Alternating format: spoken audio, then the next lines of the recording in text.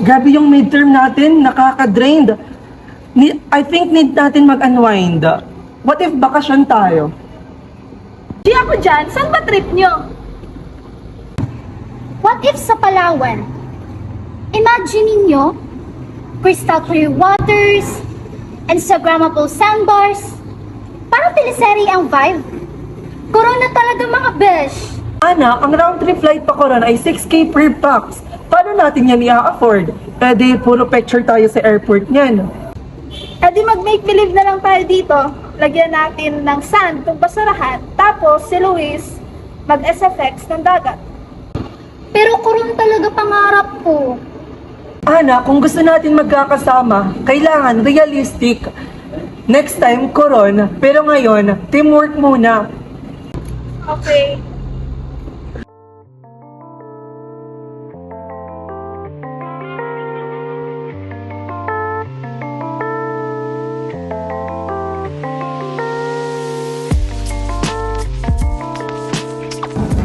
So guys, ito na yung breakdown ng funds natin.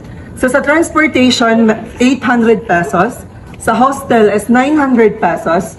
Food, 200 pesos a day. So total amount is 800 pesos. Then activities, 900 pesos.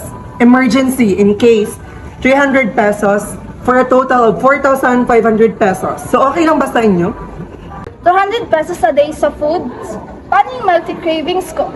Eh di magbaon ka ng tubig sa milk tea bottle. Imaginary milk tea.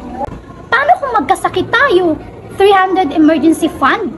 Baka pambili ko lang yan ng Band-Aid. Kaya nga may teamwork. Pag may nagipit, sa patalim kumapit. Charis. Siyempre, hatiin natin yung bayarin. Walang iwanan dapat. Rule number 1, walang luho. Rule number 2, lahat ng sobra sa emergency fund idadagdag. Ano, deal? Deal!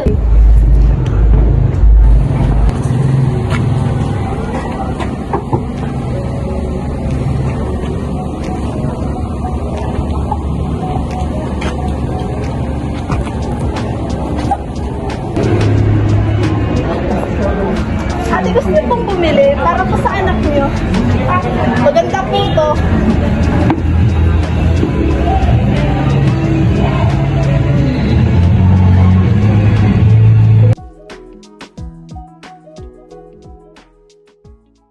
A few moments later.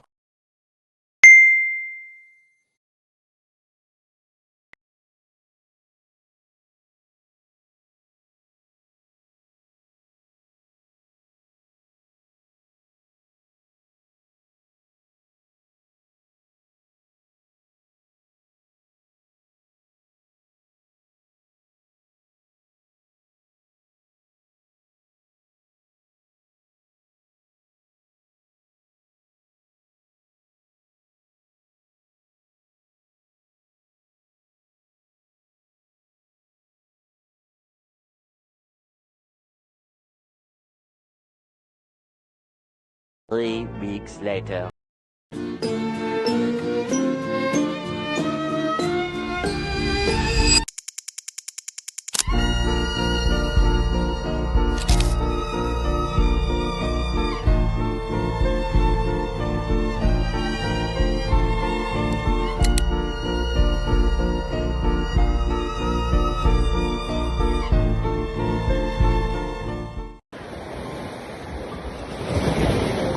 Hindi pala kailangan ng perfect plan.